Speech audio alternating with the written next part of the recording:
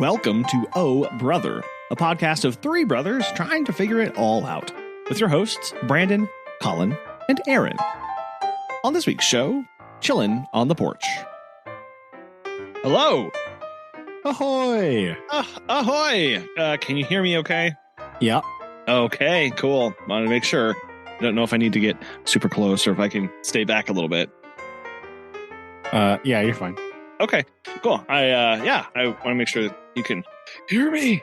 So that is kind of the whole point, right? So that's good. Well, that's, that's what people say. They say the point is to be heard. True. And so I'll just project my voice. I'll talk to the back of the room. Okay. Oh, dear.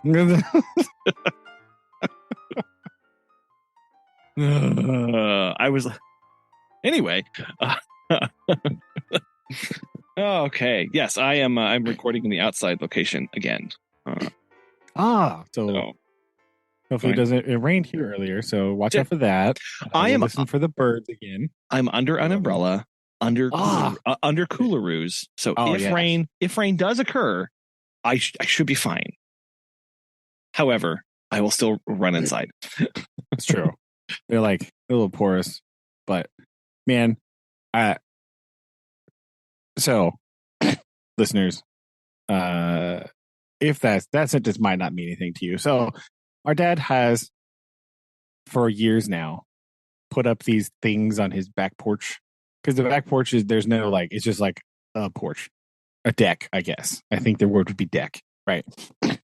It's bigger, so I'm going to call it a deck.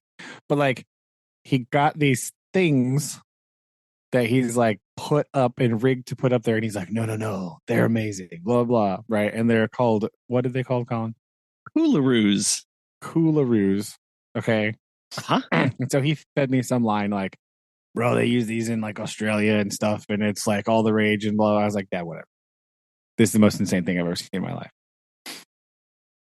Fast forward several years, I am standing in Australia at this restaurant, and I'm looking up above the patio, and what do I see? Hot dang, it is the same thing that my dad has been putting up over his deck. So I took, every time I saw them, I took pictures, and I just, when I got back, I was like, I'm sorry, I doubted you. I'm here.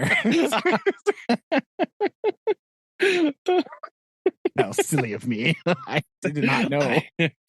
I apologize. So sorry for ever doubting. As I recall, these were first discovered by our dad in the backseat magazine of an airline. The backseat magazine. I forget. God, what were those? Sky Mall. Sky Mall. It was Sky Mall. I will need to fact check this later, but I am almost 95% sure that he first encountered these in a Sky Mall magazine. Yeah, and it's it's way, I don't know, it's better than a normal awning, because he just in the fall and winter he just takes it down and rolls it up, because it's like a canvas tarp, but not right. If you just look at it, it looks not unlike burlap, right? But it's synthetic, and it's better, right? It's not just a potato sack above his porch, right? It's not how it works. But so he was and the deck is big. It's long away from the house. So even if you had an awning, it would cover a foot, and then you'd have to drill into the siding, and that would not make him excited. So no, we're not doing that. So he got these things. And he's rigged up this whole little deal. They look really cool out there, but I was like, what in the world? I gave him grief for a long time. Fast forward to me standing in Australia, oh my gosh, they're real. Looking like a schmuck. I should never have doubted. They do exist. They do. I can't believe it. They do have many pros in that, they can just be affixed, and they kind of be their, they don't have to have a whole big structure around them.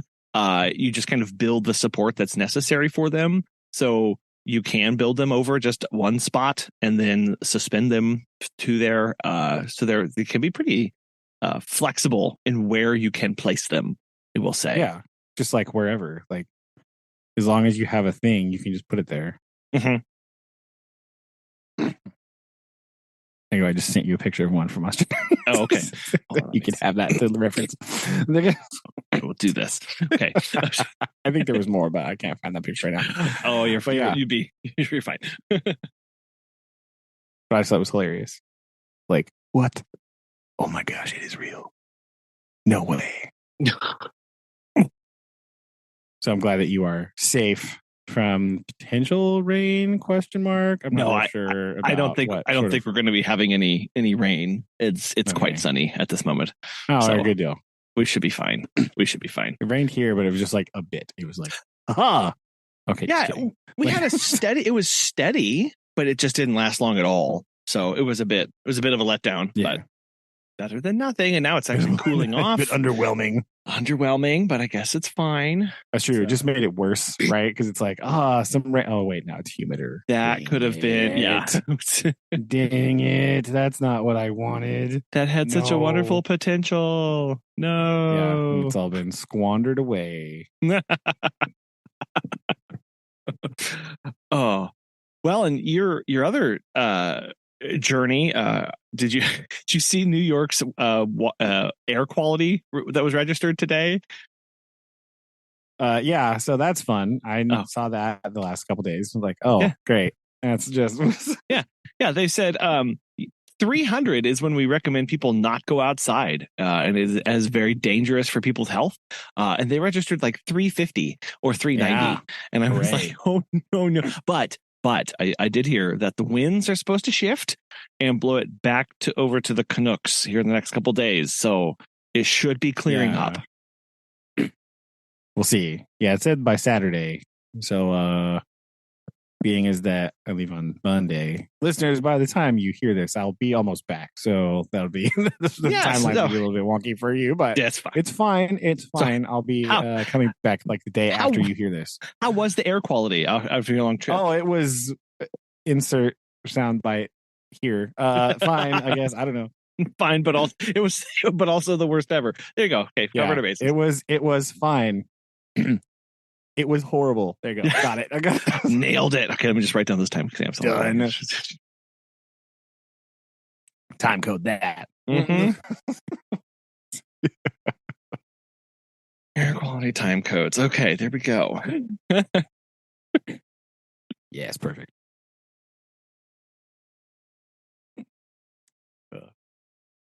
Yeah, so report later. There you go. We'll have an upcoming report. The all-important question: which of the cities are better? Boom. There you go. That import report coming in. Who wants to know the best East Coast city of the couple that I'm going to be visiting? Okay. Yeah. What are our options? Find out here. We're going Boston first, and then we're going to New York. Right. And then we're like on the way to Washington, D.C. I think it's like, oh, look, there's Philadelphia. And then it's like a stop around, like, because again, it's like a colonial America like theme going on here. Right. So we're going to hit that. Like, here's Ben Franklin's house. Oh, look, the Liberty Bell, complete with crack. Look at that. Have not workmanship. Haven't filled it in all these years later. Yeah, no, there you go. So I think that's what we're doing. We're doing that little thing, just kind of going down, like starting in Boston and then just sort of going in a line to the southwest. Okay. Do you have preconceived notions as to, of that list, which ones will be the best, or are you just waiting and unsure? Yeah, I don't really know, right? Like, again, allegedly, I have been to some of these places, right? But I was like, there is a picture of me in Boston somewhere, but I was like 3. So we're not going to count that, right? I don't know, right? I don't really know what to think about this because I haven't been. This is a far field for me. I don't go to the East Coast like ever. So, I don't know. I don't know which one to expect. I know that like Washington D.C., there's like nothing there. Right. It's like, oh, look, the National Mall. And that's it. So like, I mean, that's pretty much. I mean, yeah. I mean, I know it's not like that's like what it's for. It's like the whole point of the reason the district exists. So like, so I'm not. I have low expectations for Washington D.C. as like a metropolitan area. Okay. Right. Just because I don't know. I just don't really. I've never really thought about it in terms of a city before. It's just like because I don't know. It would probably be terrible to live there. Right. I have no idea, but there's my preconceived notion for that. Washington D.C. Terrible. Okay, next. Terrible place to be. I don't know. I'm expecting Boston to be pretty cool, right? I think of the places that was the one that I was most excited about going to. Okay. Right? Like, I think it could be cool. Everyone tells me New York smells bad. So we'll go with that. And then cool. I literally don't know anything about Philadelphia except for Rocky goes there. So boom. I don't know. Will you be going to that part of Philadelphia, or are you staying to the I don't older remember parts? Exactly. I haven't pulled up my thing. So I'm not sure how close that is to the places that we're going to go. I should do some Google Maps before we head out to sort of like get some bearings, at least, about where things are located. Download your offline Google Maps. Don't forget to do that, people. That's true. I mean, as I should still have correct cell service in Philadelphia. You don't know. You don't know about That's that. true. I don't know. Maybe I should try it just to see how it goes. So, yeah. I don't know, really. I don't really. You know, I also, like I think I said before, like I think I might be most excited about like the Salem thing that we're gonna go to. Oh yeah, this is because like that's just like weirdly interesting and just like so bizarre and weird. So that could be kind of cool. I'm looking forward to that. And like the north end of Boston, I think we're gonna hang out there for a while, so that'll be cool. So it's like Boston's north end, and then like when we go to New York, it's just gonna be basically like Manhattan, New York, right? So not like any of the other ones. So I don't really. No, we'll see if it's as advertised on television, right? I've watched enough Law and Order that I know about Manhattan. You could pretty much just walk, feel yeah, like... right? Snow, everything. No, I'm just kidding. And then, yeah, I'm not real sure. I think we're only going to be in Philadelphia for like just a little bit, like because it's on the way. Like, stop here for a few hours and then keep going. And then like DC, I think we're hanging out pretty close to like the National Mall area. Okay. I think. I don't know exactly, but that's where all of most of the stuff we're going to go. We're going to do like the Capitol toury thing, right? Like, oh, here's all the stuff. Oh, look, here's where people are not working. Oh, look at that. That's great. Like,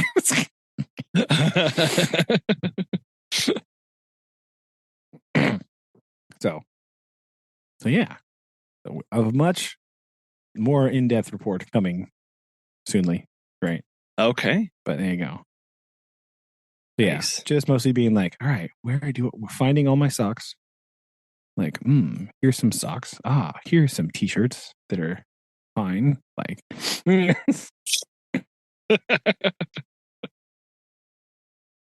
going like real like I mentioned before, minimal packing mode, right? So we have like just a lot of t-shirts that are just like black and or gray or no, it's green. I think good. Like just like so just wear them more than once. Just basic color palettes, like nothing crazy, like nothing, just like bare bones stuff. So that's the plan.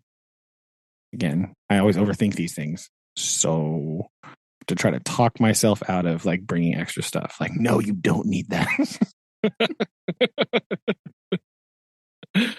Well, that's and also finding shirts that are I don't know if you can figure out ones that are different materials, the ones that can wear multiple times as well. Yeah, that's what I got. I'm definitely bringing one. I have some like, again, like I have this weird problem where like I I don't know. This just sort of happened this year, right? So for this year for work, I only wear this year. I've only worn like button ups, polos, and sweaters, right? So now when it's like, all right, just wear a t-shirt, like it feels weird, Yeah. right? It feels like awkward because it's like not like, oh no, what do I? But I do have one like really, really lightweight, like it's almost like a golf material, I think is what it was marketed as, like polo. I'm definitely just wearing that because it's like really light and it's like a little more synthetic and you can definitely wear it like just all the time and it'll be fine. So it'll be Yeah. No, that's that one. Yeah, those lightweights, those much more breathable. Because then in a pinch, like if you ever needed to, you could, like wash them in a sink or something. So yeah, exactly. And like, yeah, so that's the plan. We'll see how the plan goes. okay. But yeah, so that's gonna be this weekend. Is struggling to pack, right? But one more event just in the way, right? So I neglected to mention that last weekend we went to a birthday party, right? Okay. I went to the birthday party of one of my former students' 1-year-old son. Oh, that's So that was kind of adorable. cool, right? Yeah. We went there and it was like their Guatemalan family, right? So it was like Okay. the whole church was there. It was like they like just set up this big tent at their house, and they were just like grilling and hanging out, and they invited us to come over. And super cool. we ate and talked to like saw like a billion people from school were there, right? Mm-hmm. So it was cool. Talked to the neighbor guy. He was really cool. They just invited him over randomly because he like lives next door and talks to him a bunch. So like, yeah, come over. And he's like, okay. Talked to him. Played too much basketball in the street. Right, I'm too old to be playing basketball in the street. Oh no! With a bunch of middle and high school kids. That was Okay. I was like dying.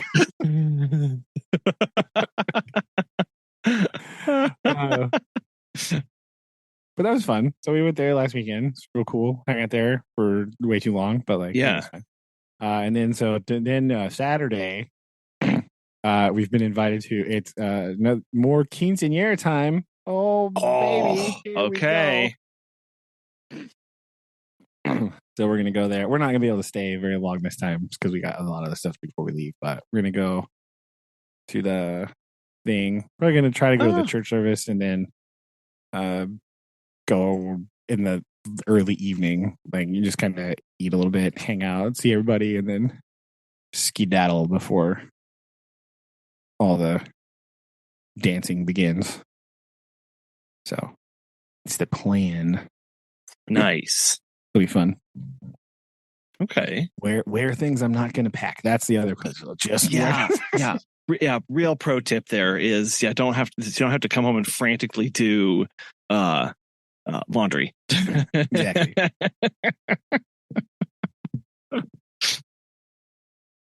Nice. So, well, that's on the docket here. Nice. Yeah. Well, okay. Well, yeah, you've got a lot going on. I think it's got hectic. Yeah. Well, hopefully you can relax into when you're on the plane. You can get into trip mode. Yeah, we'll see. And they're not like, hey, it's because what's going to get in the air, and they're like, hey, winds have shifted back south, everybody. So welcome. Yeah, hopefully not. Mm-hmm. Well, we'll see. Yeah. Sorry, go ahead. I don't do well on planes. I think I mentioned that too. Like, I don't really do well. I don't like sleep, or it's like just like uncomfortable, and like the moving is like messes me up. So like, it's gonna be a very long day. I feel like it's gonna be like dying. Oh no.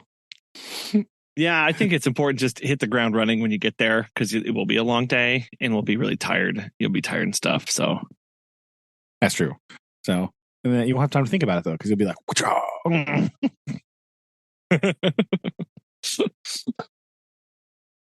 are you guys up to? Oh, well, we are onboarding. I've been interviewing still people for a new hire. Man, I was telling Megan the other day, like I've been here since the 1st of May. cover these visits, and I've hired 2 staff members, but I'm still here. Have I talked about this yet? Because it feels like You mentioned it a little bit last time. Yeah, Okay. like that is crazy though that it's been you've been there a month and like it's still just like and I've hired people. But still at the same time, it's like, but I don't feel like made that much progress. But we've made a lot. We've made one job offer. I don't know if the person's going to accept it. I did another in-person interview today, and the person used to work at the prison as a medical staff member, but we're sitting there doing the interview, and they keep referring to their time at the prison, and like, and it just sounds, like I'm interviewing like an ex-con or like an inmate or something. Like, because when I was on the inside, like, they're like, well, my time at the prison, man, I was just really glad when I got out of there. I was like, they all say that. No, I'm just kidding. Yeah, right. It's kind of like, so dad's doing his physical therapy for his hip, but he calls it his rehab. So he's like, got to go to rehab, and he's in rehab. Context, people. Yeah, like context. There's more to the story. But we just signed the kids up for some summer programs at Wonders of Wildlife. So they'll be excited about that. There's like Noah's going into it's called Bear Necessities, but BAR Necessities, learning about it's just for that age group, learning about animals' needs, environments, habitats, that kind of stuff. And then Lillian is taking like a wildlife crafting class. So that'll be pretty fun. That does sound right up her alley. I'm interested to know what that entails, because when you just say that sentence, it's a little confusing. Right? Same. Like, what is that? What does that mean? Are you going to craft wildlife, or are you going to like just do wildlife themed crafts? Are you going to craft with feathers? I don't really know what. Or is it like you're going to craft like a beaver, or I don't know. Like I have no idea. But they're excited for that. And I was telling Dad, I was like, well, so we kind of signed up for these programs, and he was like, where are you going to stay? Where are you guys going to be? And I was like, well, we'll be here for a week. Give you a guess. Yeah. It's like, if you want, I can rent a fifth wheel and put it out by the road, and set up shop and have people gawk at it. And he was like, no, don't do that. So, yeah, he'd love that. Just get like a cabin facade to put on it, and then like it'll blend in to the background. Just lay boards on it is actually what I would do. I wouldn't even or that. Just park it in the woods. Put like a camo net over it. Yes. Totally not suspicious at all. Totally. Definitely no suspicious activity take place there. Nope. No cops would be called. No, of course not. No, fine. So yeah, that's about it. So hopefully we'll have some people coming on board. I'm almost tempted just to start offering like everybody the position, because I'm ready to like just see who sticks. Because a couple of weeks ago I came down here and was like, great, I've got 4 people. I'm going to get them onboarded, and only 2 made it.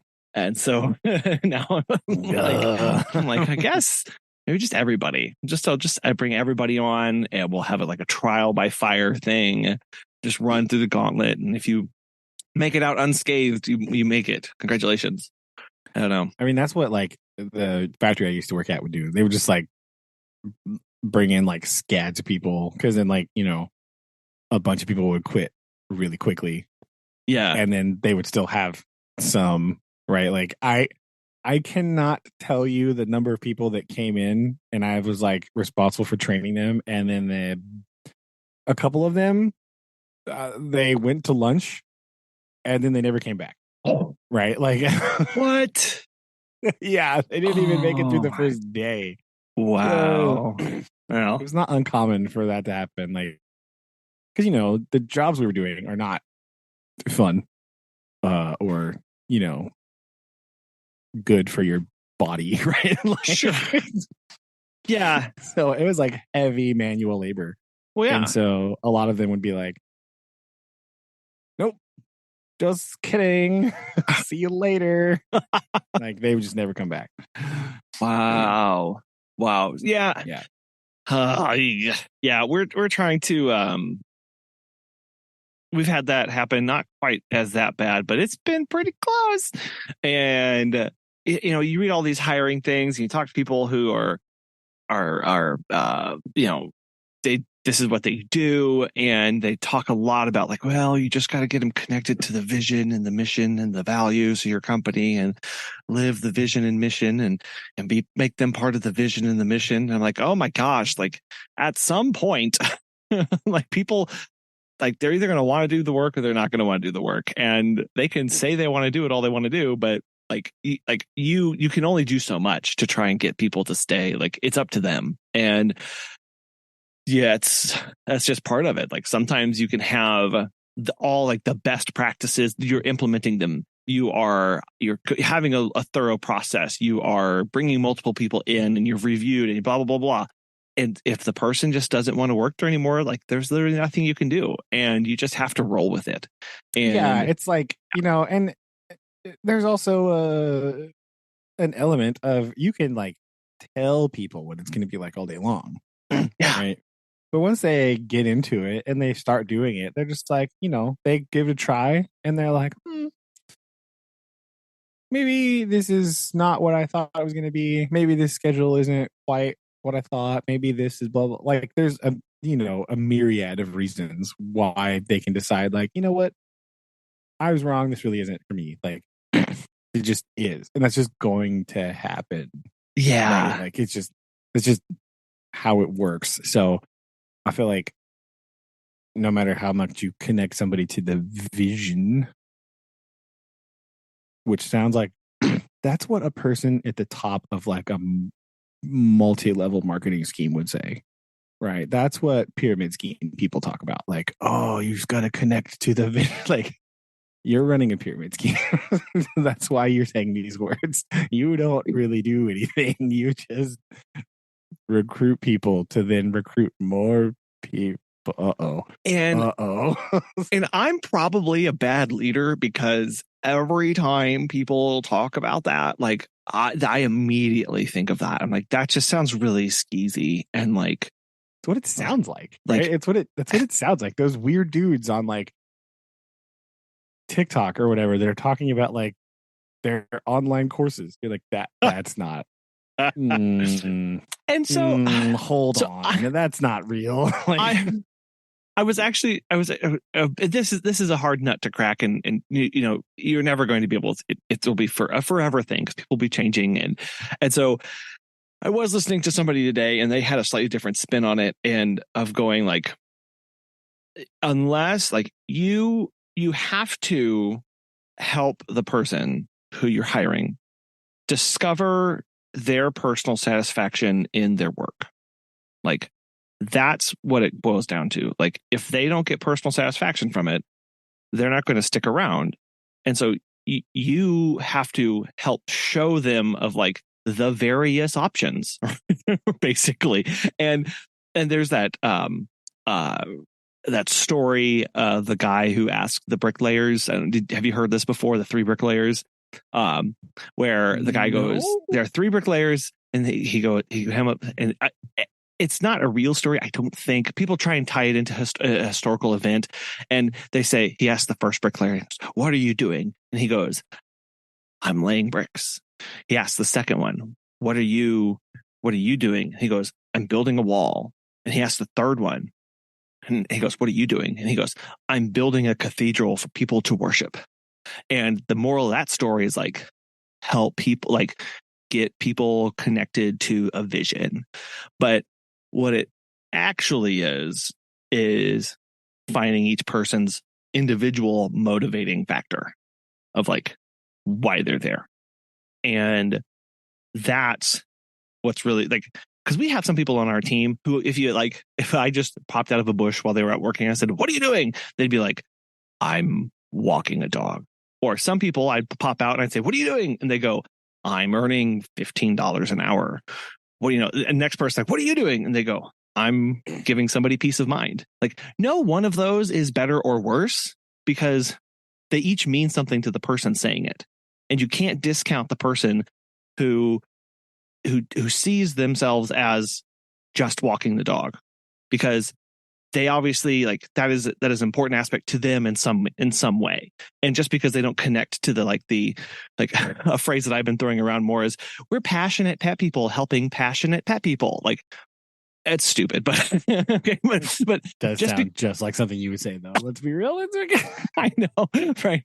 Like, oh yeah, it's a double. Oh, I get it. It's a pet because but yeah. But just because they don't connect with that doesn't mean they're not a good worker. It's just hard to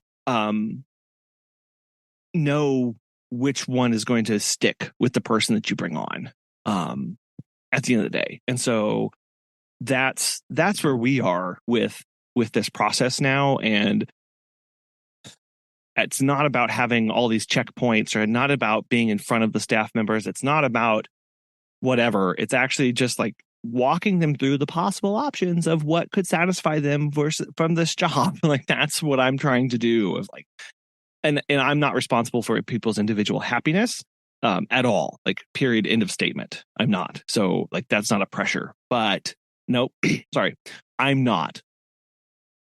Yeah. Then I have to be okay when they're not satisfied with what the job is providing, and be okay with that, and just go, okay, well, if this didn't provide you what it thought it would, okay, like, that's fine. Like, we need to part ways. But at some level, finding some sort of connection is important, because otherwise they're not going to stick around. Oh yeah, for sure. But like I disagree with what you said. I mean, hold on. I do agree. It sounded weird when I said that. I do agree with what you said about like, if somebody's motivation is just like, I just need a job, like, that's a valid motivation. Yes. Right? Like, and I think a lot of people discount it. Like you said, they're like, no, you have to be passionate. Like, not really. Like, you can still do a really good job if you like just want a job, right? Like, that's like, yeah, you don't have to like emotionally connect with the windows that you're painting, right? You know what I mean? Like, it doesn't matter. And like, yep, I'm working. Like, do I really care that much about this? Like, no. Like, I just need to do this. It's fine. Like, but that's okay. Like, it's fine. And I think a lot of people do lose sight of that. Like, you can just like, you can still show up and do a good job if you just like, if your only motivation is like, I just need a job to make money. Like, that's fine. That's okay. There's nothing wrong with that. You don't have to like belittle these people, be like, oh my gosh, they don't like love it. Like, it's fine. It's okay. Like, don't worry. Why are you so worried about it? They're still doing the job. Stop it. Like, Right. Because I was thinking about that today. I was like, I'm out walking the dog, and in my brain, I'm like, this is the best job in the world. Why don't more people want to work for me? But it's like, it just doesn't connect for them, and that's fine. And there are people who work in every job imaginable. There's somebody there who just wants to earn a paycheck. That's the only reason they're there, period, end of story. Yeah. And they do why do they do a good job? Because they know if they don't, they'll be fired and they won't earn a paycheck. So it's like, and they're fine with that, and the work's getting done, and it's okay. It's just like, I don't need just like head over heels, passionate, in love, can't wait, like bursting through the door people. That's true. I mean, it's nice, whatever. But like, I mean, it's good that you have that, because you're like the boss, right? And that's like your thing, and that's good. And it's good that they see that, and it's good that they see that you are that excited about this stuff, and that you do care that much. But like, if they don't, like, that's still okay, right? They can still be like really good employees, and like, they just want to like, maybe they just like dogs, like, okay, like, it's cool. Like, it's, or maybe, or people connect with all sorts of, they want to just be more active, or they want to be outside more, or, I just want a job that's outside. Boom. Great. Got him. Boy, howdy. Yes. So yeah, that's what I'm trying to remember that when I'm talking to people of like, yeah, I'm like, they don't need to be for very many reasons. They don't need to be like me. Like just probably for their own personal health and safety, sanity. Like this is fine. This is fine. And I know many people would be like, oh, well, you're just settling, right? You're settling because blah, blah, blah, blah, blah. But it's like, actually, it's not. It's if people being more inclusive is really what. Yeah. I mean, think about it. It's what it is. And so it's just that's part of this whole process. It's interesting, you know. And yeah, if people are interested in some aspect, like, yeah, this can definitely fulfill that. We're going to be honest about the other areas, right, that are a part of the job, like these are real. But then I can't be the one to determine if, like, let's say somebody comes to us and they're like, oh, I want something more outside. And I'm like, okay, but like, you know, it's not always outside, and like you do have to deal with poop and like blah blah blah. Like I can't be the one to make the judgment call for them that the cons outweigh the pros for them. Yeah, I can't. But it's definitely much more outside than a lot of other jobs anyway. So right, it is. I have a very nice sunburn, literally all over. Like it's fine. Oh no, I've been spraying SPF 35 and SPF 50 like it's going out of style. I'm sorry. Like I know there's like if this were the 90s, I'd be apologizing to the ozone hole, like the hole in the ozone, but it's not, so I'm fine. But like, I don't know if it's just magnifying the sun, if I got a weird batch, but it's just like, I am still burning, people. Like, this is not okay.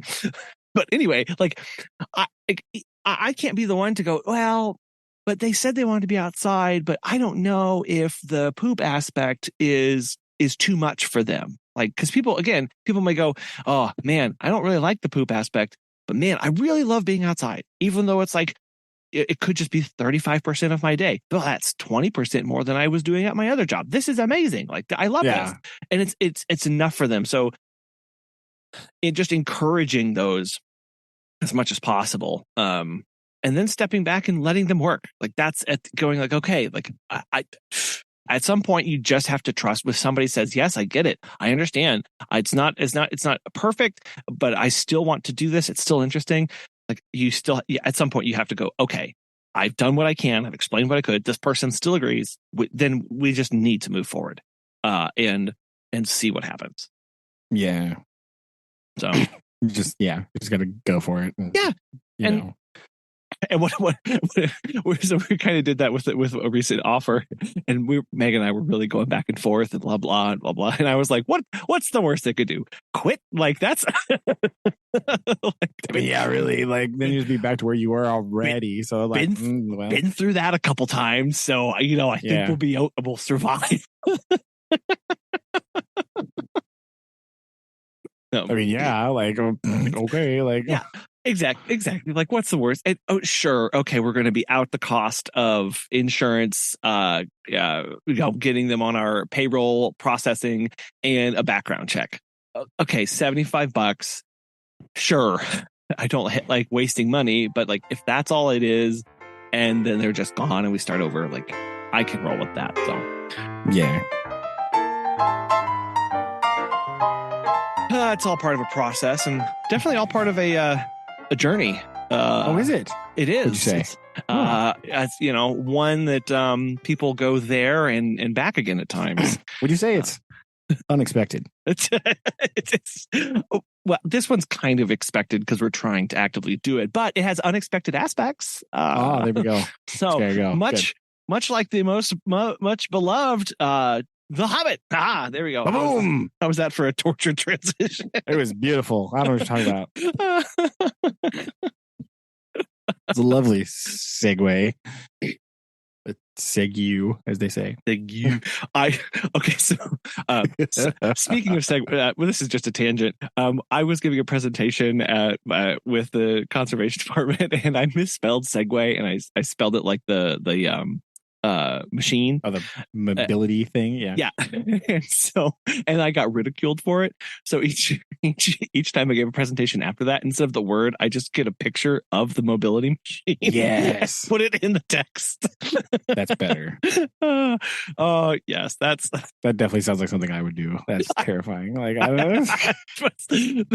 Yeah, they're like, I think you mean blah blah blah blah. And I was like, oh man, I'm so sorry. Right. And so the next time I didn't even need to use the word. I just, obviously went out of my way to make sure that I used the little symbol. And so that was just, anyway, it was done. Boom. So where do you want, where do you want to start with this? I think you had a better plan for this last time. Last year, 2 days ago. Oh no, sorry, listeners, not behind the curtain. No. So we both are Tolkien fans, I would say. I think our episodes prove that sort of definitively, right? Indeed. No, indeed. So, I mean, just kind of talk about, like, we can bring that into the beginning here, I guess, but just like kind of like how, like, where you're coming from when you're coming to this book, I guess, a little bit, right? Like that, and just a little bit about the backstory of the book in general, because it's sort of interesting, right?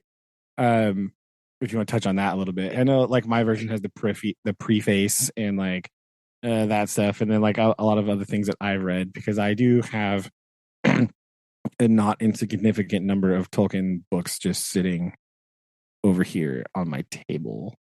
Well, I figured I would let you just like hanging out here. Like, I figured I would let you kind of walk through a little bit about the background of the book itself, and then we can dive into kind of where we're coming from with reading it at this point.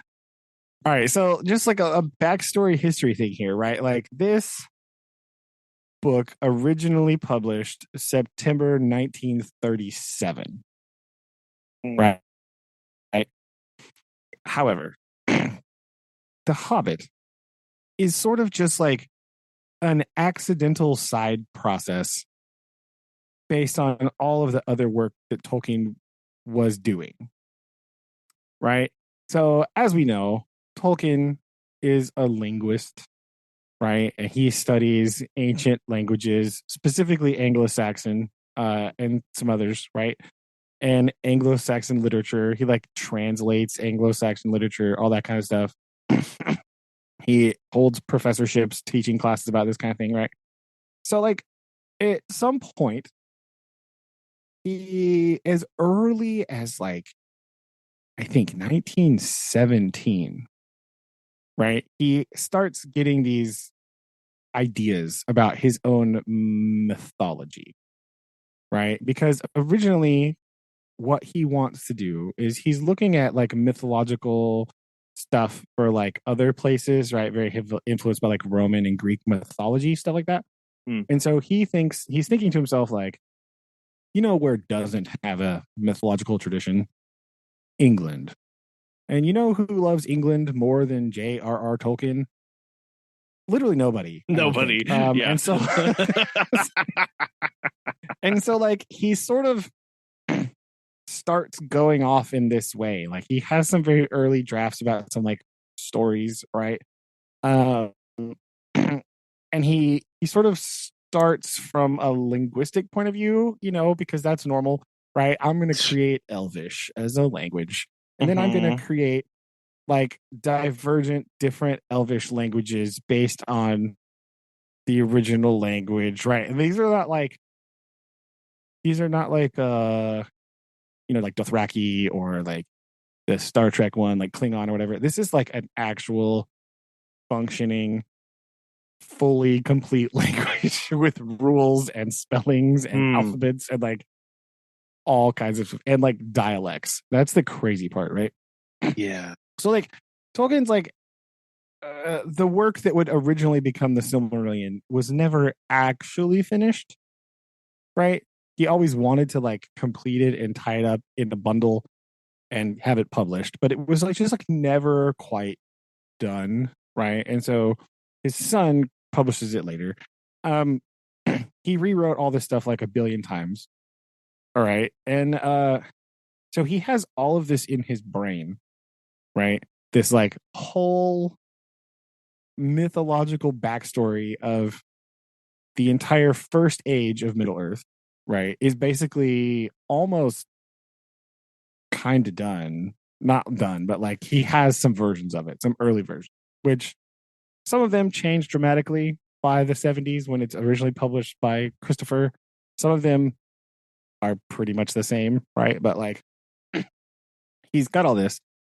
And so he's plugging along doing this. He's trying to like create, it's like a history, right? The Silmarillion, people don't like it because like it's a history book, kind of, right? That's what it is. Mhm. You read it, it's like, oh, this is a history book. This is a literal history of this Middle Earth place, right?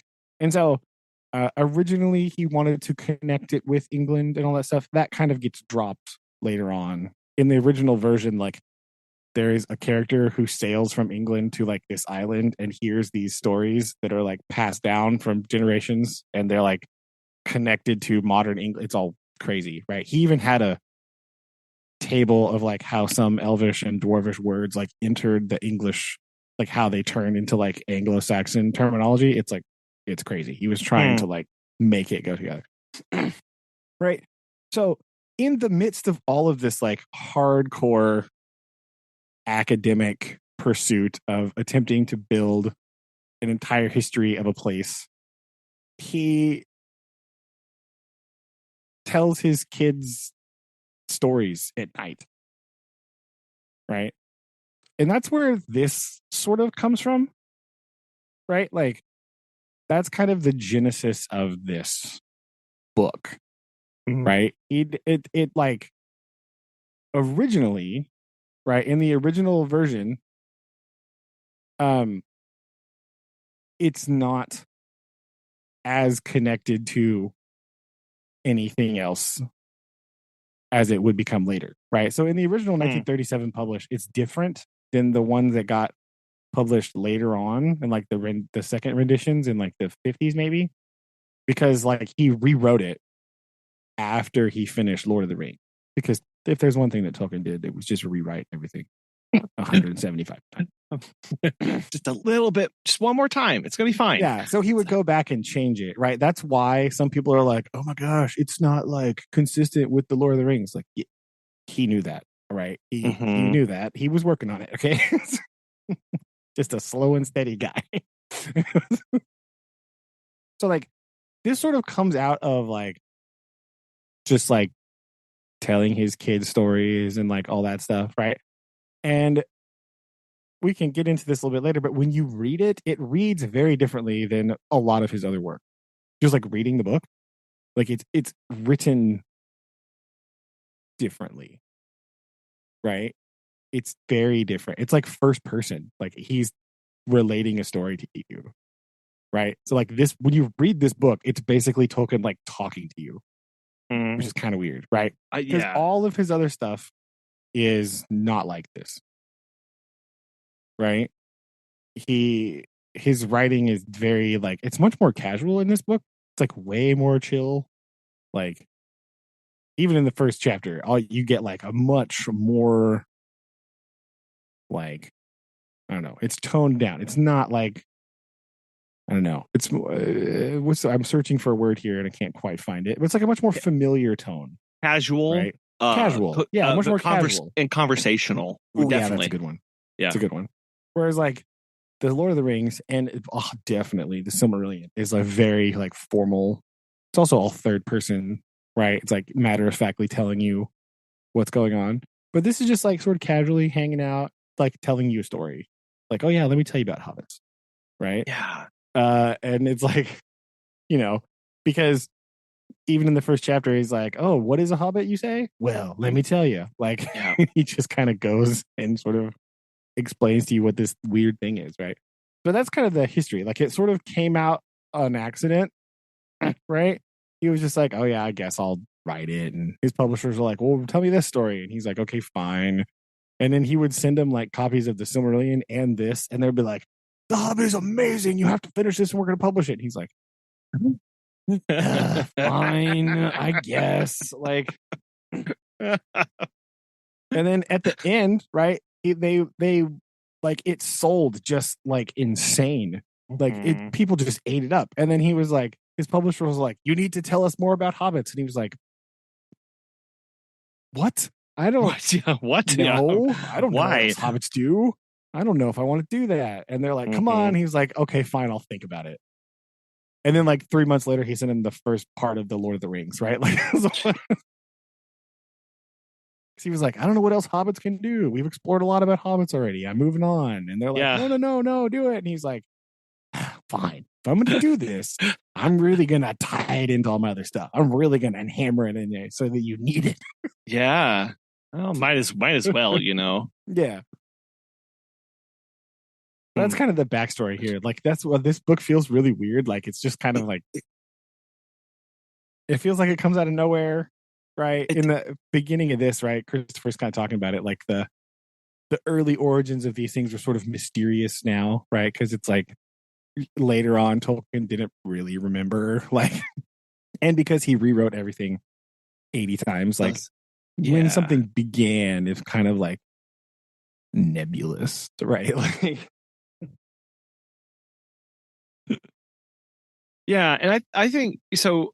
Yeah, and I knew a little bit about that, but I think you definitely get that feeling of oh gosh, yeah, of being lighthearted and that kind of simple, easy approach while you're reading it. But I think that really helps it because it does come across as so familiar, so conversational. It really sucks you right in, just real easily. And so just me coming to this book, you know, I officially read this book after I read the trilogy. So I read the trilogy and then I came to this book. And so I came to it knowing with a lot of the back knowledge and story at that time. But and I definitely remember seeing the different tone in it and how things were presented. But I think that just helps the story that this is trying to tell us compared to his other ones. So it's I wasn't really familiar with the whole breadth of the work of Tolkien at the time of reading this. It was just this is another one, and this comes before those three, so you got to read this.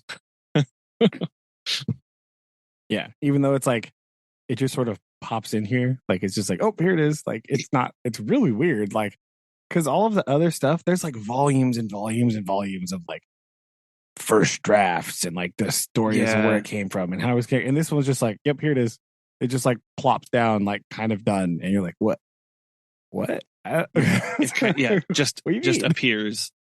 Yeah, it just is like it's like kind of he didn't even really mean for it to happen. It was just sort of like an accident, and then he was like, okay, I guess now I'll go back and tie it into this more, and I'll fix this here because you know. But it does. It's real weird, and the fact that he kind of got this from kind of like telling stories with his kids, like kind of you can kind of get that too, right? Kind of that piece of information I think is important for just kind of how the story is presented, right?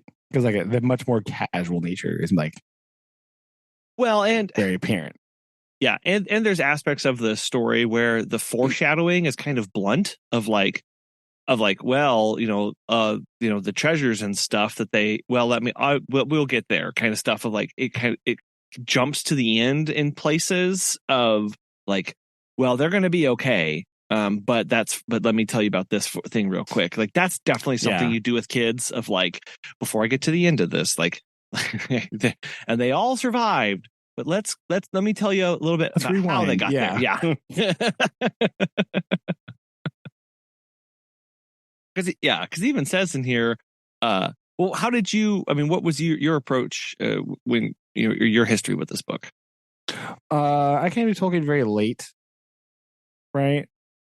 because like when I was younger, I read a lot of fantasy stuff, but it was like much more like recent. You know what I mean? And so like the way that I came to Tolkien was kind of like backwards, right? Kind of like how you follow the thread backwards, and you're like, oh, where does this like genre come from? When you kind of like, kind of like how you do to music, right?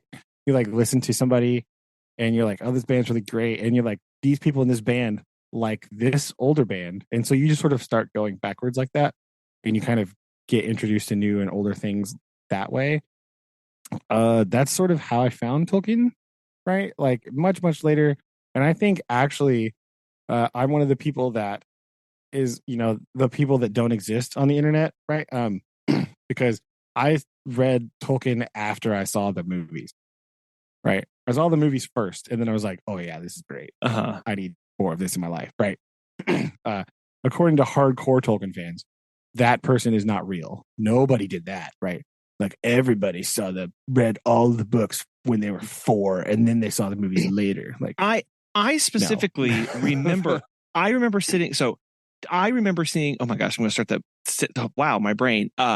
Sitting in the movie theater, watching the trailer for the first film come on the screen, and me thinking, because I don't remember what movie I was there to watch with Mimi. Because let's just be honest, it was a movie with Mimi, and I have no idea. Well, obviously, what we were actually there to see, but I distinctly remember seeing this trailer, and truth be told, before then and since, it's the only time where I was so enraptured by what was on the screen before me that we literally went out to Barnes and Noble after that movie and started searching for the book that we had just that we had just seen on the screen.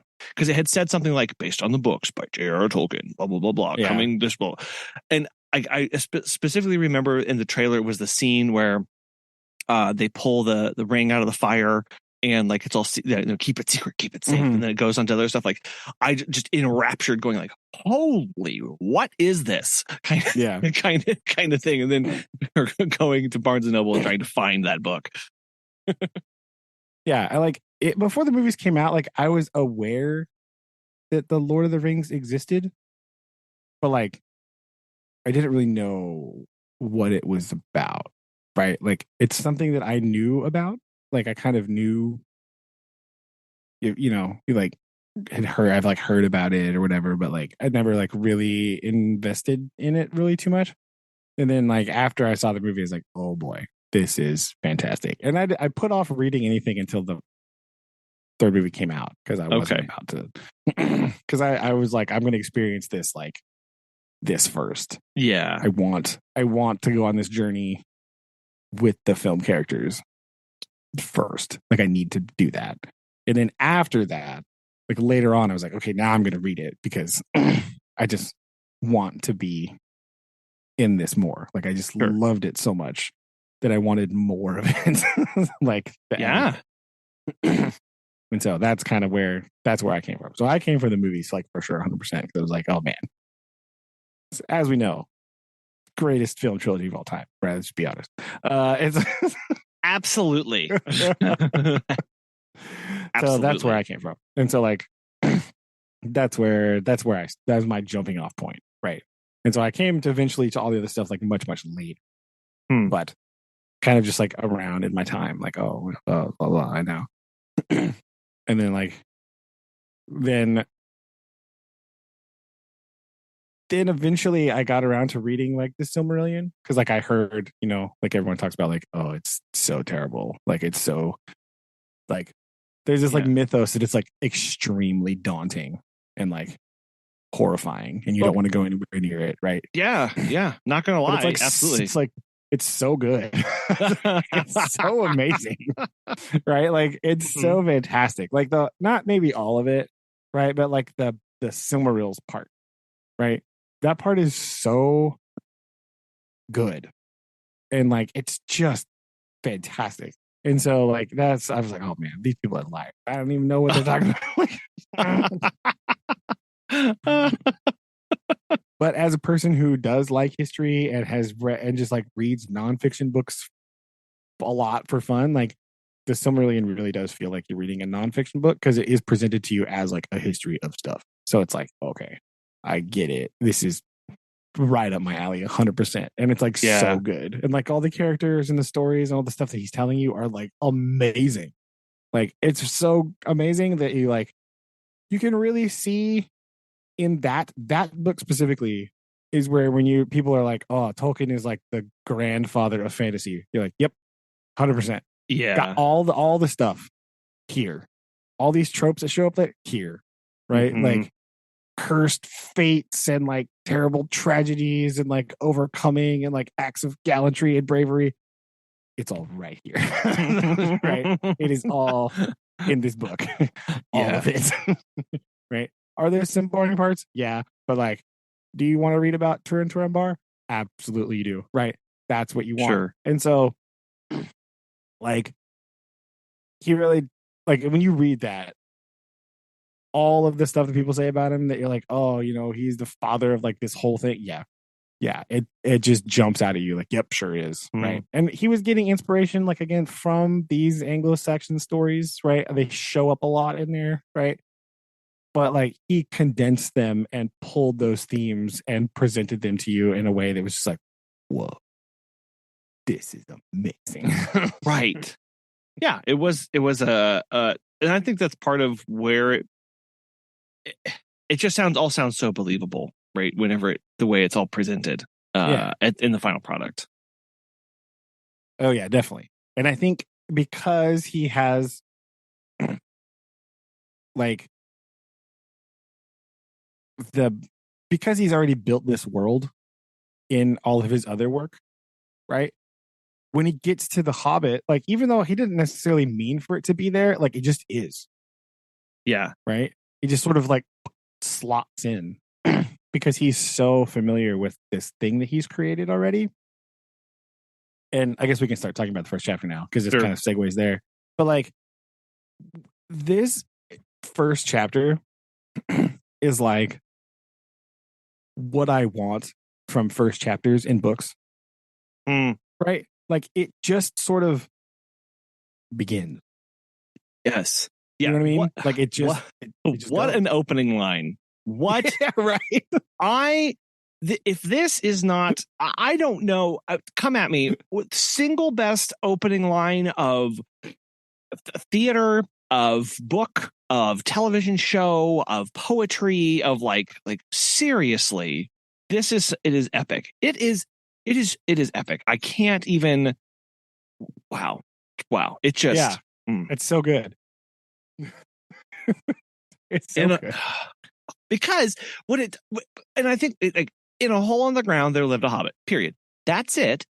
End of story. Like just. But what I love from this is that he takes that and he doesn't describe the hobbit that lives there until like ages down. Yeah. Like he really goes into actually describe the hole. Like that's where he starts. What kind of hole this is? Like of that. Like because that's the world that you're immediately being thrust into with this of like, of just going. There's a lot here, right? And it really just immediately sucks you in. From there, like, and even then, like, you don't even know the name of this particular hobbit until a bit down, and it just, I love how it's presented. Yeah, like I don't know, like he just goes, and then by the, in my edition here on page 5, like the story is just starting, right? You get a couple paragraphs of like exposition and backstory, a little bit, but it's sort of presented to you as like. Again, it's so casual because it's like written in the first person, which again is jarring if you've read a lot of other Tolkien stuff because it's like what like, but it's just like, oh, here we go, and then it's here's just Bilbo hanging out on the porch, smoking his pipe. Yeah, like that's it. Like that's just the beginning, right? Just like chilling, hanging out, doing whatever. It really presents that like.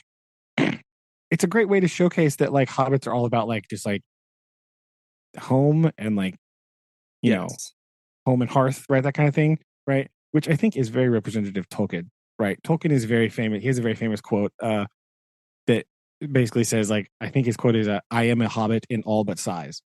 Right.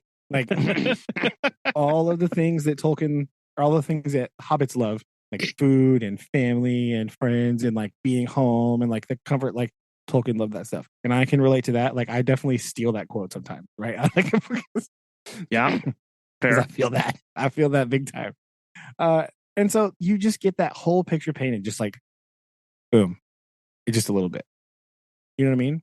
Mhm. Even with the introduction of Gandalf, my favorite character ever, like you get this, like you automatically get the Bilbo conflict too, right? Of like, oh, that's really cool. You're so adventurous, and also like, but much hair though. Like, Right. Yes. like that conversation is like so funny to me.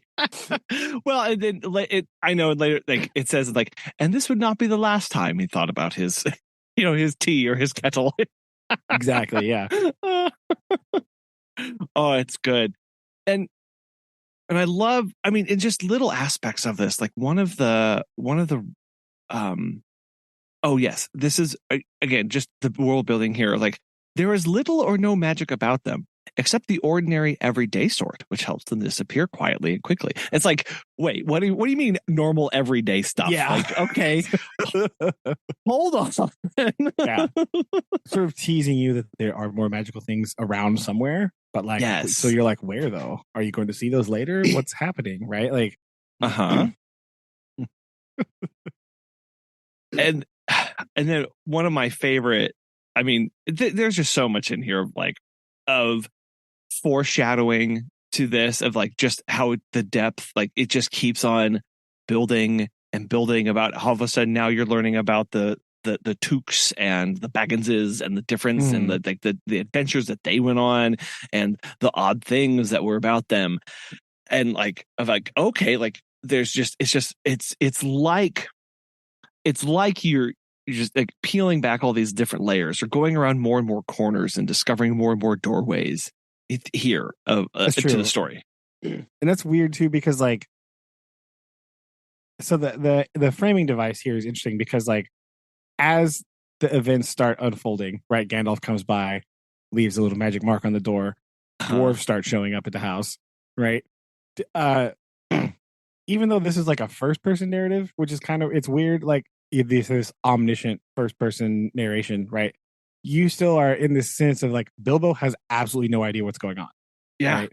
And neither do you. So you automatically are in Bilbo's shoes, right? You're very connected with him because the world is just happening to Bilbo. Like all these people are just showing up at his house and he's concerned about like his manners and his tea and like, do I have enough cakes, right? Like, but he's really confused about what's happening, and so are you, the reader, right? You're connecting with him like immediately. There's no like, oh, I need to figure out Bilbo's thing. I need to learn more about him. No. He is confused about all this stuff's going on. You are confused and like also curious, right? Which is the same emotions he has. So immediately you're connected to Bilbo, like right off the bat. Right. Yeah.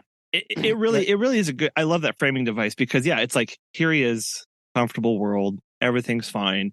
As an allegory to us being new to this world, like we're still learning. Like anything new beyond what's already been presented to us is going to be weird, and we've been shown like comfort, home, safety, security, no newness, and then all of a sudden, like when it all happens, like it happens real fast, like. real fast. Yeah, and the fact that everybody else knows what's going on, right? They all know. They're all like, "Oh yeah, I'm here." They know why they're there. They know all the history. They know everything that's going on. And you're like, and Bilbo doesn't. He has no idea. Even a little bit later, after they all get there and they're explaining and they've talked there, he's just like overheard them talking. Yeah, and like they've sung in the house after tea time or whatever, their song and stuff. And, they start getting down to business. And Bilbo's like, okay, no, wait, hold on. Tell me exactly what's going on here. And they're like, have you not been paying attention? He was like, oh, yeah, I mean, totally. But tell me again. But speak plainly. Yeah. Speak plainly to me. Right. So, like, that's again you getting like, because you're like, yeah, what is going, because you're starting to put some pieces together, but like he's then going like, okay, no, for real, tell me what's going on. And then they do, right? So it's like, it's a really good way to give you exposition, right? Because it doesn't feel clunky, Right. Like, and I hate clunky exposition. Like, as a reader, it just bores me to death. You know what I mean? Yep. Like, there are other books that I have read where, like, it takes so long for stuff to happen. You know what I mean? And you're like, oh, I don't. And here, it's just like, bam. By the end of the first chapter, like, you know what's up. You know exactly what's going on. Everything's just going to happen from there, right? But when, like, I've read other books. I've been reading another book this summer, and it's just like I read the Priory of the Orange Tree, right? I talked about this before. That book, nothing happens until part 2, which is like 150 pages into the book. Oh no! Right, the whole entire first 150 pages is basically like exposition. Right? I'm reading the prequel to that book this summer. Right, same thing. Right. This time I was expecting it, so it hurts a little bit less. But but all of part 1 is just backstory. There's even like a 3-part preface that's like more backstory about the backstory. Like, oh my, what on earth? Yeah. And like, it's hard, and it's like, it's difficult. We talked about this before. It's like high fantasy, so they have like a lot to explain to you, but like, I just really appreciate how The Hobbit just begins. It does. And even if you don't, go ahead, sorry. No, you're fine. But like, even if you have never read anything else Tolkien-y, right? It's clear that the author knows exactly the world that this is set in. Oh yeah. And so by having your main character be a dude that just like sits at home all the time and just like, not like just sits at home, but like does all of his stuff in the Shire, in his little hometown here. It's not even called the Shire yet, right? It's just like the hill. And over hill and across the water. Like, that's all we know of our world right now. That's all we know. That's because that's all the place Bilbo goes, right? He doesn't even go to the whole Shire, as we'll find out later in the Lord of the Rings. It's a much larger place, right? He just kind of goes around town.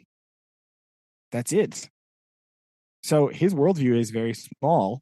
And by you, the reader, being introduced through him, right? Your worldview is also very small. You don't know anything, right? You know about his house because that's all they told you about. And so when you start hearing these things about the outside world, when they talk about like Dale and the Lonely Mountain and the mining, you're like, where's that? Yeah. What's to tell me more about that, right? And you will, but like later. Like it'd be a little bit later, right? Well, I just think Bilbo is a great like protagonist to be put in seeing everything through the lens of, right? Because it just introduces you so well to everything. Yeah. Well, and how quickly flustered he gets by Gandalf, and like like I was rereading this, I was like, yes, good morning. And it's like, you could tell like the different intonations that came off with good morning and then like good morning. like as he was more flustered and like angry and upset. And like, I love that dialogue of just like, clearly this is somebody who was just like, again, thrown off for the absurd things. And that actually reminded me of when I was thinking about just, we're talking about just how we're learning right along the way here. Like, there are even aspects of this is some of Bilbo's knowledge coming in here whenever he's talking about the history of the Tooks. And he said, it was often said in other families that long ago, one of the Took ancestors must have taken a fairy wife. That was, of course, absurd. And you're like, of course, that's absurd. Like, obviously, like it's obviously, but that's obviously coming from the Bagginses perspective and like the other families, how they view them. And just like, now there's an opinion here, and there's just this guiding of like, I'm going to hold your hand and I'm going to walk you through. And you can just imagine like some like Tolkien pointing out and like of really just sitting as you're watching everything unfold and explaining this to you in first person. Yeah, right. And again, it's that just like the way that he talks, the way that the narration is delivered. Again, like the really casual, right? Like there are the amount of hyphens used in this first chapter is astounding, right? Just because, and parentheses as well, right, or whatever this dash thing is he's using instead of parentheses, because it's not a hyphen. In my version, it's this big long dash, right? Right. Like this sentence, like the mother of our particular hobbit dash. What is a hobbit? I suppose hobbits need some description nowadays, since they have become rare and shy of the big people, as they call us. And like it just sort of, you know what I mean? It's like very casual, very, like just, it's just like very casual. And so just that punctuation, right? It feels like somebody is talking to you, right? It really hammers that first person narration style, because that's how people talk, right? That's how it's just so conversational. That's basically how this show works, right? I'm pretty sure if we just like in the middle of a thought and be like, oh yeah, you don't know, by the way, blah blah blah, right? Like change direction a little bit, like, oh, that does need explaining. Hold on, like it's just it just feels comfortable. I think that's what I'm trying to settle on here. It just feels like a very comfortable way to be introduced to all this stuff, right? Yeah, it does. And that just because how plainly it's put. And even with like the earlier talking about just the exposition and how lazy exposition is, I'm going to lay this out in laborious detail because I got to get this backstory to you. Just even with the introduction of Gandalf, Gandalf, if I could tell you half of the things I know, and I know, less than half of what he's done. And then, and then it goes into Bilbo and his first encounter. It said all that the unsuspecting Bilbo saw that morning was an old man with a staff. Like, like this is our first introduction to this character of from Bilbo's perspective, as you can imagine him coming, and just how it just gets you the sense of this type of writing is a joy to read. It's also a lot of fun to read aloud. Definitely, like to kids, like it is a blast because it flows so naturally in a spoken way that a majority of writing doesn't.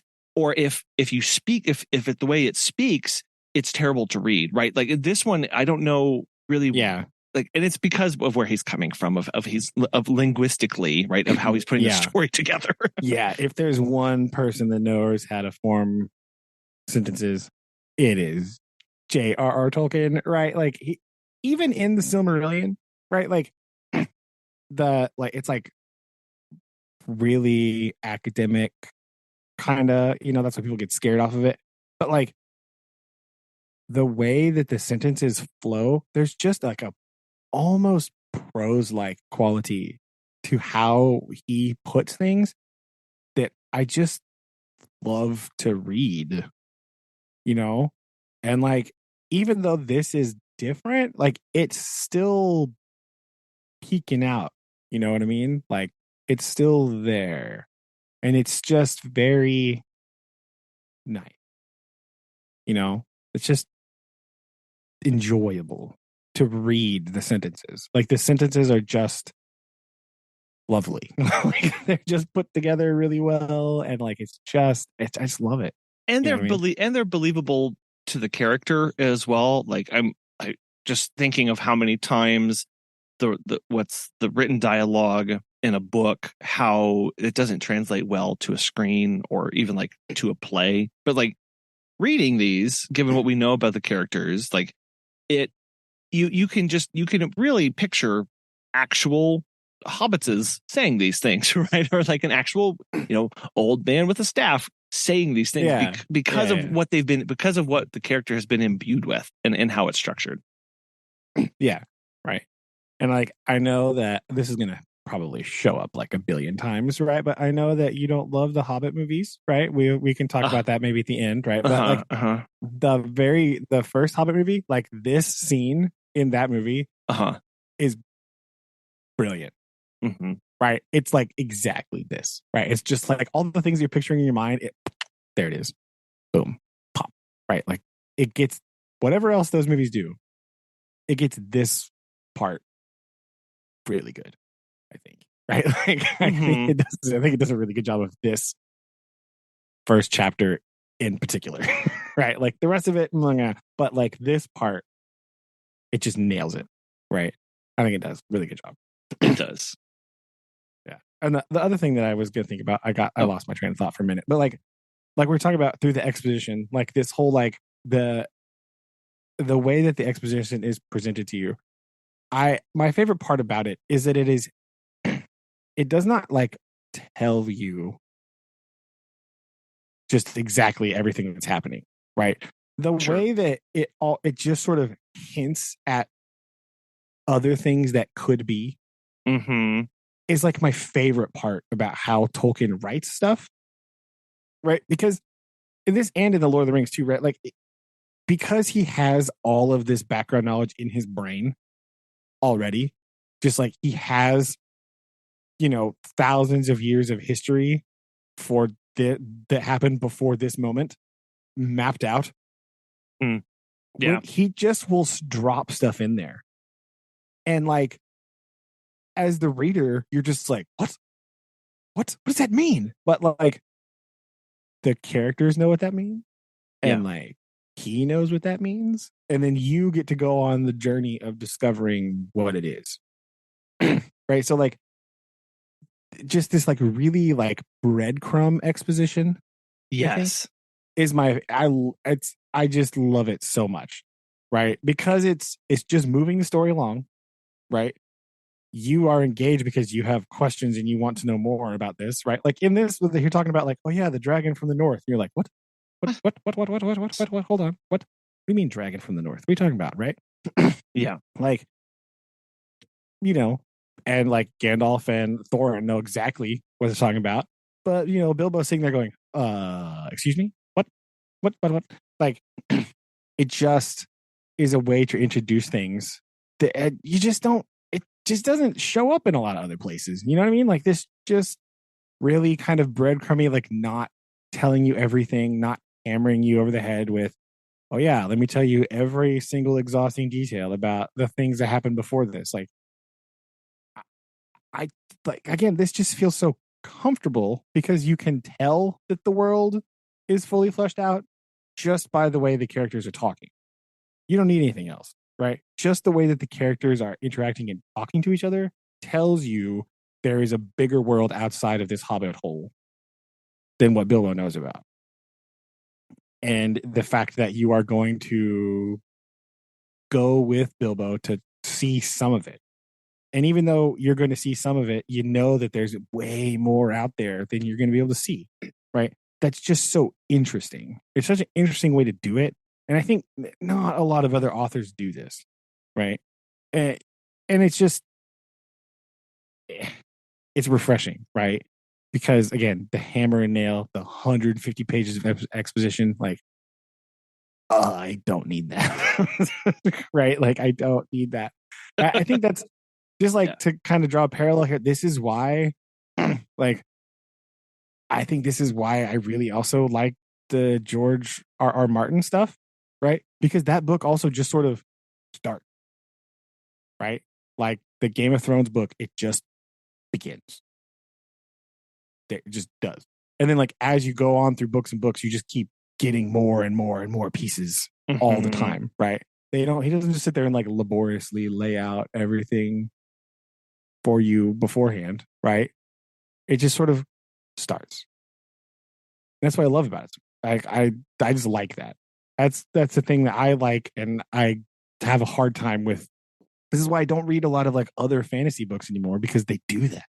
Yeah, all the time. And just what? Like, it's crazy. So yeah, that's yeah. And I really appreciate, just like now that we're kind of at the end of this first chapter, right? We have you can appreciate the symmetry here between this and the Lord of the Rings, that we have the first chapter is in the Hobbit is an unexpected party, And the first chapter in the Lord of the Rings is a long-awaited party. Yeah, I like that little, just like little joke there. That's very good. Like, he's good. He's good. This guy. Keep an eye on him. But yes, I mean, yeah. So to progress the story along, Bilbo, we get the sudden arrival of the dwarves, the telling of the tale, and we have learned and discovered that they are in need of a burglar, and as it turns out, that is to be Mr. Bilbo here, and he's very surprised by this.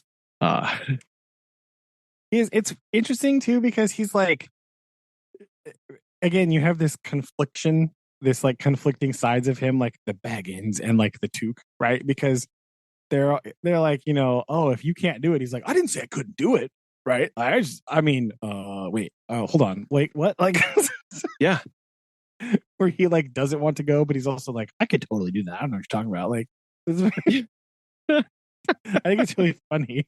He's like indignant that you're like, oh, you doubt me? Like, well, have you ever done it? He's like, well, no, but you doubt me? Like, I didn't. Yeah, that's what makes it really funny it's like, he doesn't want to do it, but the part of proving them wrong is overriding the other aspects of him not wanting to do it. And that's what makes it really funny of how he's struggling within himself about this, but at the same time, like, also not struggling because he wants to do it.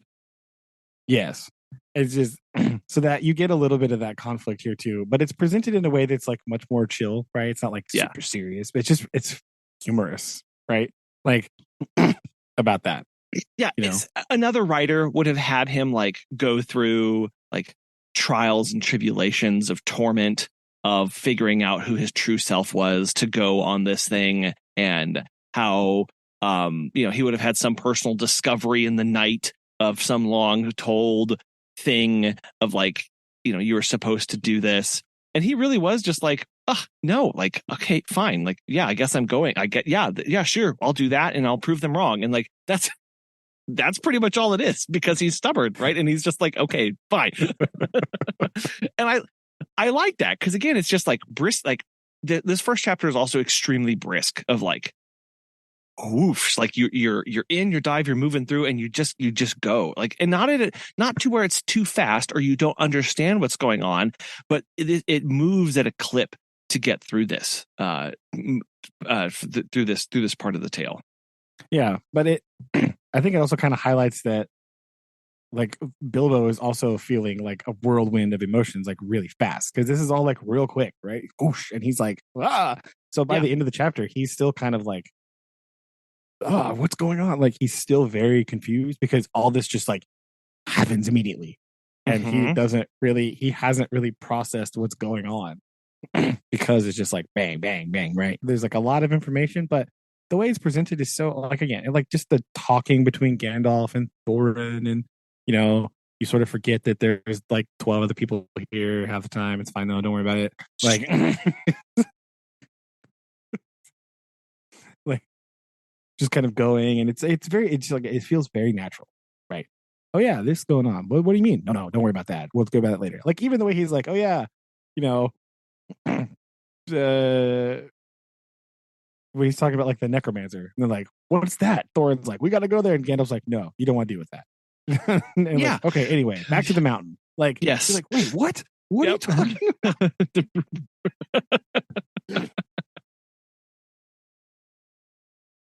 But like, you can feel that, Bilbo, they're like busting off all these names of places and people and stuff. Like, oh yeah, we haven't gone to Moria in forever, and Bilbo's just sort of sitting there, just like watching them, like, what's happening? Yeah, as he's talking about the plunders and then when that all of a sudden, like, now here's a real true tale of a dragon coming in and destroying everything, right? And how they flee, and, barely survive, and and we are introduced to Smaug or however you want to pronounce this. That's true. Whatever. Okay. Yeah. And then there's this weird interaction between Thorin and Gandalf of like Gandalf has this map and key suddenly, and Thorin's like, yeah, how'd you get that? And basically Gandalf's kind of like, never you mind. It was a pain enough to get. You're welcome.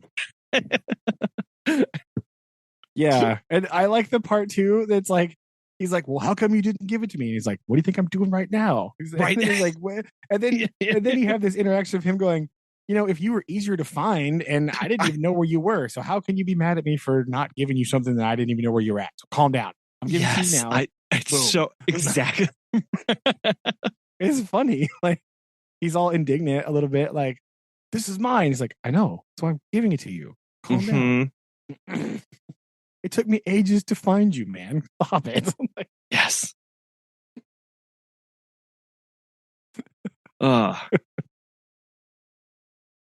Yeah, and then we end with Bilbo going to sleep with Thorin singing part of the song because he was worried about he was going to have to wake up to make everybody breakfast. It's like, true. Like I love, again, it's like just how, I guess not really, I don't want to say naive, but naive. Like he's going to bed after experiencing everything that he just experienced and learned, and he's going to be a burglar. And the thing that kind of kept him up was like, oh, and I'm going to have to get everybody breakfast when they wake up in the morning. Like it's so funny how like that's what he's stuck on. I mean, that's what he knows, though. Yeah. That's like how he was so flustered about, like, he was so flustered he forgot his manners, and that upset him about himself whenever the dwarves started arriving. Yes. Right? Like, that is his, that's the world that he knows and that he's comfortable in, and he's trying to, like, he's still, like I said, he hasn't processed all this, what's going on, so he's still thinking about that stuff, right? Like, oh, I don't want to make them breakfast. I don't even know if I have enough eggs. Right? Like, it's what he's saying.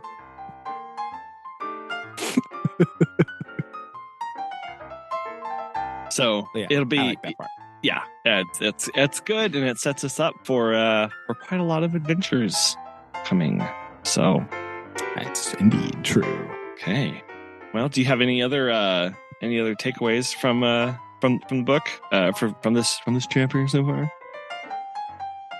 No, I think I pretty much said everything I was thinking about for this chapter. So okay, I think we're pretty good on that one. Okay, well, we will tackle chapter 2. Do you want to do chapter 2 and 3 before next time? Or will you have time to... I think probably so, right? I think 2 and 3 will be fine because they're not super long. No. It's only like 30-some pages. And, chapter 3 is called A Short Rest. I feel like that's a good place to get to. And